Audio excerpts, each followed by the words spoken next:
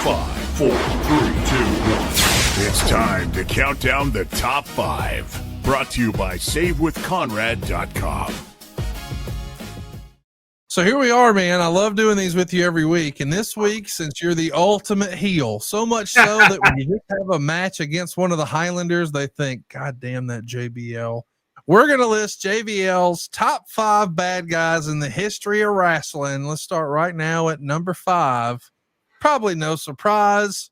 You're talking about your old pal, Fit Finlay. I got to hear, why does Finlay come in at number 5 on your list?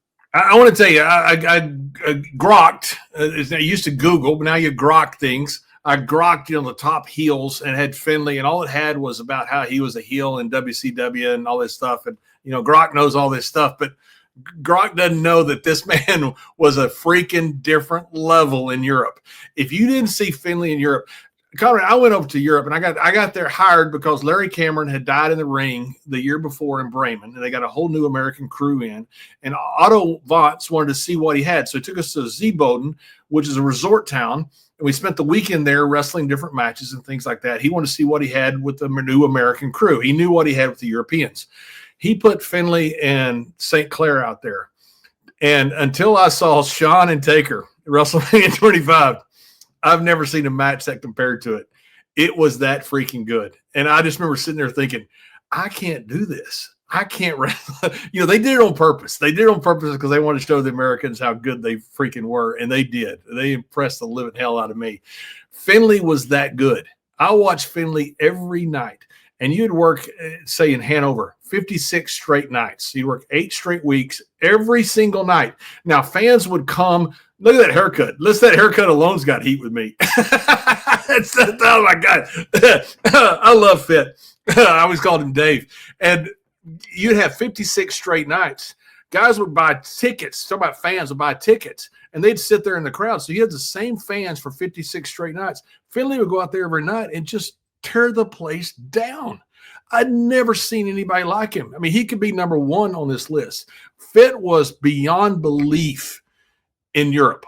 Now, he was great in WCW. He was great in WWE. He got hurt, in that table match in WCW, so he wasn't quite the same guy later when he came to WWE. Plus, he was older. I was there in 94 when he had his 20th anniversary. He had just gotten in. And I remember talking to people in England when Fit came along, and he first started having with Marty Jones and all those different matches. Everybody in the world knew, you got to see this kid out of Northern Ireland. He was a kid then. He was that freaking good, and he could easily be number 1 on this list. Coming in at number 4 on JBL's list of the top 5 heels, Roddy Piper, a favorite of Bruce's as well. It's unusual to see Piper on a list like this. Normally it feels like he's always celebrated as a babyface. But if you go back to the beginning of Hulkamania, I don't know that Hulkamania would have been as hot if he didn't have a great foil. Who better than Roddy Piper? Why does he come in at number 4 for you? Yeah, when the Briscoes sold Georgia Championship Wrestling, they sold it because Piper got signed to WWE. They knew when Piper got signed that they had lost the battle with Vince. That's what they knew was the turning point. It wasn't WrestleMania. It was that man right there, Hot Rod Roddy Piper. He was that freaking good. When he was just still a teenager out in Hollywood, out with Chavo Guerrero, when he did the donkey angle, when he brought out the donkey and he said, this was Gory Guerrero, I'm going to talk to your family, and damn near caused a riot. He, from that point forward, for the next couple of decades, bro, he just got nothing but heat. Roddy sold out places everywhere he was. Roddy was absolutely different level. Roddy kind of took me under his wing. He did it for a lot of guys. He told me so many things that I remember this day, like you can't out Hulk the Hulk. He'd always tell me, whatever the top guy's doing, do something different. If they're flipping everybody off, you don't flip anybody off. Like today, you see so many people flipping people off. I would never do that now because everybody does it. When Steve did it, it was only one. Roddy would say, if everybody's smiling, if the top guy's smiling, frown. If the top guy's frowning, smile. Figure it out. And he goes, and when you become the top guy, he'd always tell me, when you see everybody try to copy you, change, because you'll be months ahead of them. Roddy was just a genius as far as the wrestling business. Roddy was great at everything he did, but he was a tremendous heel. I loved his stuff. I think when you go back and you look at the hype around WrestleMania, that's probably peak heel stuff for anybody in any era. I don't know that WrestleMania would have been nearly as successful without him, but we always talk about his promos, how crazy and off the wall and effective they were. But one of the things I liked about Piper, and I know I'm probably in the minority, is he didn't wrestle like a traditional wrestler. He wanted you to believe that he was in a fight, lots of punches, lots of kicks. It was not very scientific. It felt like the bell rang and now we're going to start brawling, and just that wild fury. I mean, he was like a little human tornado in there. As a fan, I thought, hey, that's believable. Yeah, Roddy was a tough guy. You know, he proved that with Mr. T. He took it to Mr. T a couple times, but he was also great. He was also a very good wrestler. I mean, a very good wrestler. He chose not to, because he knew that not being a wrestler was what he needed to be as a heel. And so he knew that he needed to be a heel. He needed to punch, kick. He needs to do things. You know, it's like the old thing. I remember, I got this all from Roddy. You know, I remember I was wrestling some guys that weren't very good wrestlers. I would never out wrestle them. I'd never out punch them. I'd always figure out a way for them to beat me. And then if I was going to go over, I was going to find a way for them to slip on a banana peel. That all came from Roddy. I mean, Roddy knew how to be a heel. Let's take a look at number 3 on JBL's list. So the top 5 biggest heels, baddest heels, the Sheik. Now, I don't think we're talking about the Iron Sheik. We're talking about the one from Detroit. Chat me up, John. The first hardcore guy. I mean, he's the one that created all of this. You know, talk about stuff with Onita, talk about stuff with ECW. That man right there drew a ton of money. And he was one of the first to go territory to territory. Now, the guy we'll mention number 1 was the first. Actually, he wasn't the first. The guy we mentioned number 2 was going to be the first. I don't want to go on crazy here. But the Sheik, Ed Farhat, that guy, you know, according to tax returns, something like $600,000, I think it was, he made in the early 70s. And that's what he reported. I mean, the stuff he did with Ricky Dozan, I mean, it was just insane. I mean, people thought that this guy was going to kill people. I mean, it was crazy what the Sheik did. And he drew money every single place he was. I do want to ask, do you think that could ever work today?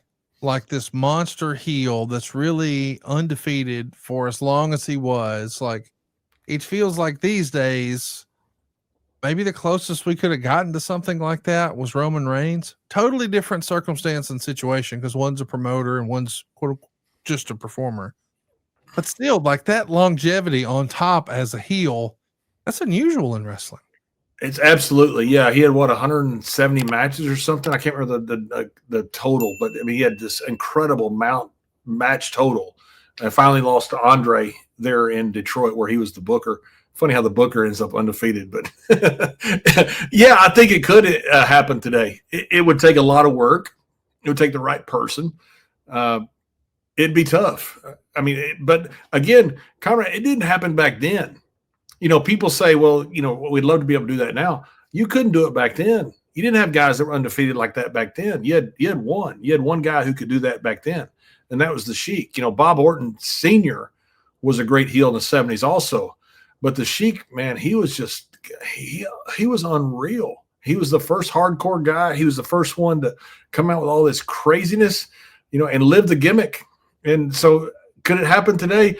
Yeah, it could. Is it likely to happen? No, but it wasn't likely to happen then either. How much of a honorable mention do you think Ernie Roth, the future Grand Wizard, as the manager of the Sheik? Because that was a big part of the presentation too, wasn't it? 100%. Ernie Roth was a great manager. I heard Vince talk about him so much on the plane. Vince really liked the Grand Wizard. He really thought the world of him, and he was a terrific manager. Kind of lost in the annals of history, you know, a little bit, the Grand Wizard. But Ernie was such an important part of the Sheik, and he got so much heat that one of the greatest managers of all time.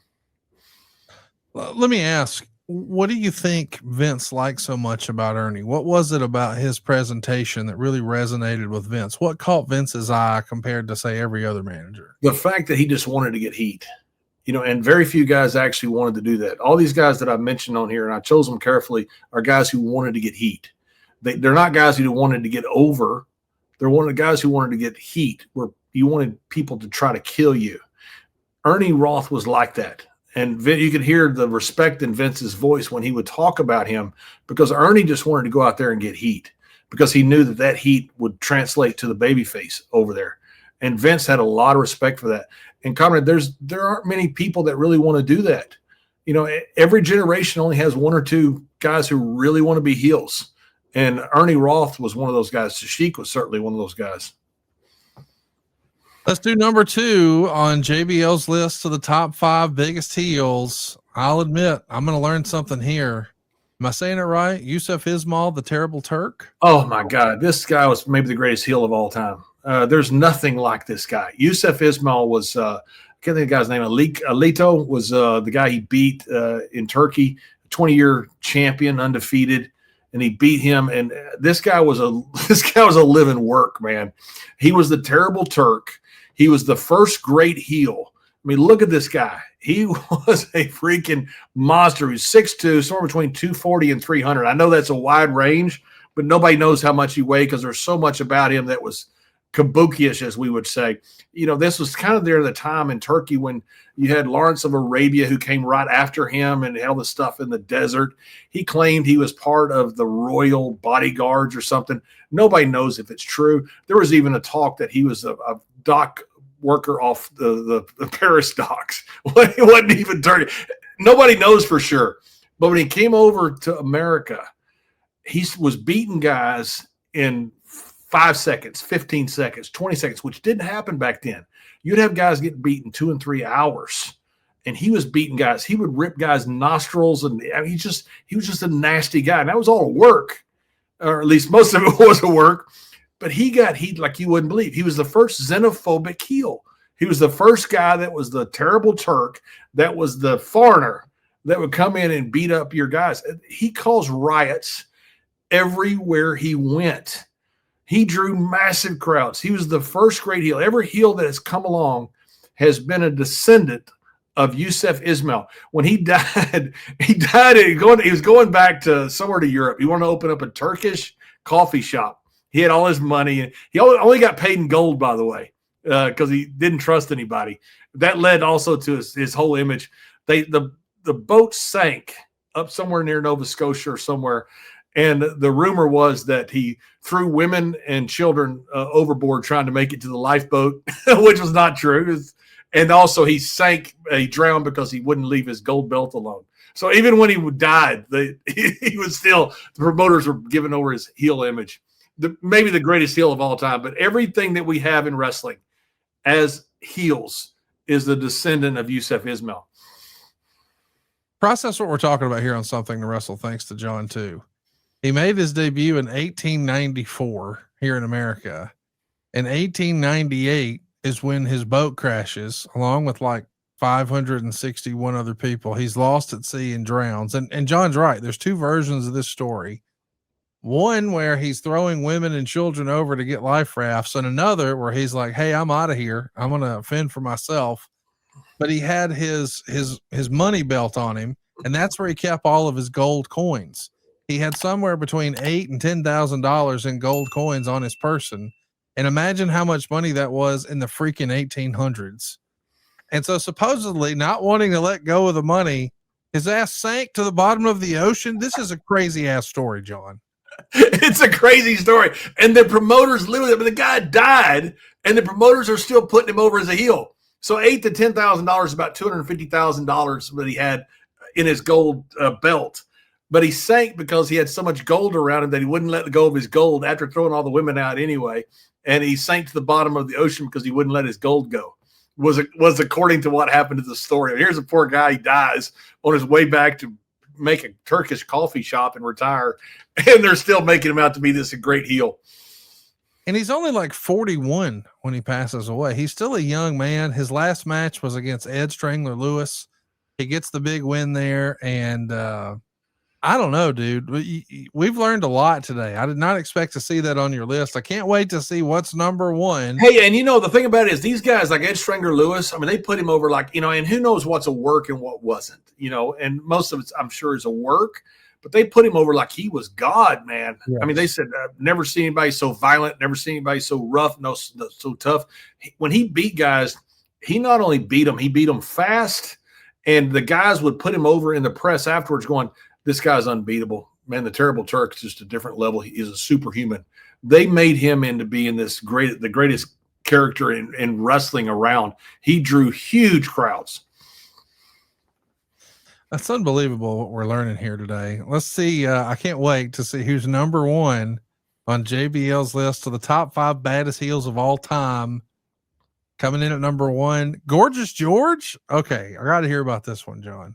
They say he sold so many TV sets, they called him Georgie sets. He said he sold more TV sets than Milton Berle. Gorgeous George was the greatest heel of all time. I don't think there's any doubt about it. George Wagner from Beaumont, Texas, became Gorgeous George. He became this character. Lou Thez loved this guy because this guy was a legit badass. He's an actual real wrestler. He was a shooter. He was a super tough guy. But he came up with this character. He was just a journeyman, and he came up with this character. He became the biggest draw in wrestling. And when TVs were first being made, it was easy for 2 things. It was easy for a talk show because all you had was a desk and you had a guest there, and it was easy for wrestling because you could set a hard cam up and you knew where the wrestling was going to be. It wasn't going to be all over the place. You know, it was going to be pretty much in a confined era. So George was made for television. He was the anti-Jim Londos is what he was. Londos was such a big character. Following Jim Londos, you had Gorgeous George, who was a complete departure from Jim Londos. And that's why Gorgeous George to me became, in my opinion, the greatest heel of all time. And there's nobody close. I mean, you talk about, changing the world. James Brown talked about how he got so much influence from Gorgeous George. Muhammad Ali, to his credit, went to see Gorgeous George and Freddie Blassie in the Vegas Convention Center. And George told him, said, everybody knows you, but nobody cares about you. You got to tell people you're pretty. You got to tell people you're good looking. He gave Muhammad Ali his entire shtick. It all came from Gorgeous George. And Angelo Dundee had verified that meeting that he had in that dressing room. Ali had sold out maybe 800 tickets in the convention center. George and Blassie had sold 15,000. And Ali couldn't believe when he saw Gorgeous George, the presence that he had. That's where Ali got his whole shtick from. Gorgeous George changed culture. Gorgeous George changed television. I mean, Gorgeous George, to me, I don't think there's any doubt, greatest heel of all time. I wanted to ask you, and I'm not trying to get you on your soapbox. I like doing that sometimes with Eric. But Dave Meltzer at times has indicated that he doesn't think Gorgeous George had the impact that maybe some of his biggest supporters say he did. Why do you think that is? I mean, I know that there are critics out there who say that, he had borrowed some of this act from regional performers, but we certainly know that even guys like Muhammad Ali would cite Gorgeous George as the inspiration for their smack talk and their promo that sold so many fights. Like Muhammad Ali took boxing to another level. I mean, he became a pop culture icon and one of the most famous people on the globe, and he would credit Gorgeous George with a lot of that. Why do you think Meltzer goes the other way? What is the other side of the argument? Because I don't know it for Gorgeous George. Yeah, and he had a few things that Ali wouldn't do. So he told Ali, why don't you dye your hair blue and wear a blue robe with it and stuff. So he told Ali a few things Ali didn't do. But for the most part, Ali took what he said, and this was George just talking off the top of his head. He knew who Muhammad Ali was. Muhammad Ali was going to be the same building that Gorgeous George was a few days later, had sold a mere fraction of the tickets that Freddie Blassie and George had sold. And he gave Ali his entire shtick. And Ali, to his credit, always gave credit to Gorgeous George, and so did Angelo Dundee. And I don't know where Meltzer's coming from with this. And I don't know why he would think that he's not – I don't know where Meltzer would put him. Say if you had a top 5 of Dave Meltzer's greatest heels, I don't know where Meltzer would put George if he'd leave him off the top 5 completely, or if he'd just not put him number 1. I don't know how you don't make George the greatest heel of all time. I've looked, that John Caputa has written an incredible book about Gorgeous George, and it's just fascinating to listen to all the stuff that George did. I don't know how you don't make him the greatest heel of all time. What is it? What does Meltzer say that in his defense by saying that he's not? Well, I'm not really sure, but I know that for whatever reason, he's never really thought that guys like Big Daddy or Gorgeous George or even Sting were as influential as a lot of fans did. But let's get to your honorable mentions, because this is your list, by God. You're the damn wrestling god, not Dave Meltzer. Your honorable mentions for the top 5 baddest heels list include Abdullah the Butcher. Yep. What keeps him from being in the top 5? Too similar to the Sheik that hurts him a little bit? Yeah, I think so. And I debated whether Abdullah would be in the top 5. I think he should be. And I think you can replace any guy in the top 5 with Abdullah. And I don't think anybody, at least I would not have an objection to it. Abdullah was terrifying, absolutely terrifying. When he'd show up to arenas, he was like the Sheik in so many ways. He'd travel around. He would go, few guys have done that. Few guys have been able to travel around and become that name that, would never stay in one place very long, and didn't mind working for a million different people. Abdullah was one of those guys, but Abdullah was absolutely terrifying when he would come into an arena. I do want to ask you about another honorable mention, Classy Freddie Blassie. I'll admit I knew his work as a manager more than I did as an in-ring performer, but I loved his book and the idea of him using a file on his teeth. There you see, over in Japan. Allegedly, it gave people heart attacks in Japan.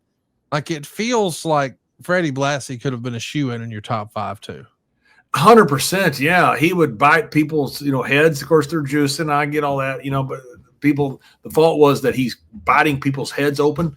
I mean, it was crazy. He was the one, Ricky Dozan, by the way, not whoever I said earlier, but it was crazy what he would do. And Freddie got heat like you wouldn't believe. I remember when I got to meet Freddie. It was so cool to see him. Some guys just have this aura about him. You're like, I'm meeting somebody who's a freaking legend. Bullet Bob Armstrong was like that. He had such presence about him. It's kind of cool just to meet him.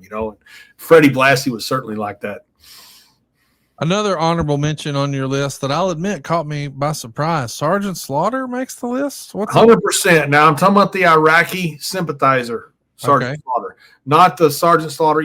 Sergeant Slaughter was a babyface for the most part of his career. He had the G.I. Joe gimmick, and he had G.I. Joe dolls and all that stuff. And he's certainly still a babyface to this day. But the Iraqi sympathizer, man, he had heat. It was unbelievable. Very few guys would have done that, and very few guys would have been able to pull that off.